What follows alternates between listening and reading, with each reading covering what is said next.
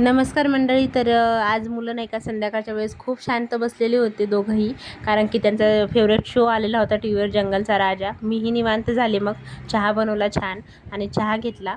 माझा एकच कप असतो. नंतर आज माझ्या आजोबांनी सांगितलेली रेसिपी तुमच्याबरोबर शेअर करते बघा. तेल टाकलं आणि तेलामध्ये हिरवी मिरची, कांदा, टोमॅटो, लसूण आणि जिरं आणि त्याच्यामध्ये थोडी हळदी पावडर, थोडं मीठ आणि हे बेसनाचं एकदम पातळ पाणी करून घेतलं. आता जे आपण केलेलं होतं ना वरचं जे फोडणीचं, त्याच्यामध्ये हे बेसनाचं पाणी टाकून द्यायचं. हे माझ्या नानांनी मला सांगितलेली आहे रेसिपी. आप्पा म्हणत होती मी त्यांना. तर त्यांच्यासारखं नाही जमत, पण ते खूपच छान करायचे आणि मला खूप त्यांनी जीव लावून मी कधी पण त्यांना तेच म्हणायची की मला आप्पा तुमच्या हातचे बेसन खायचे. आमच्या गावाकडे बेसनच म्हणतात बरं का, तुमच्या इकडे पिठलं किंवा काही पण म्हणू शकता याला.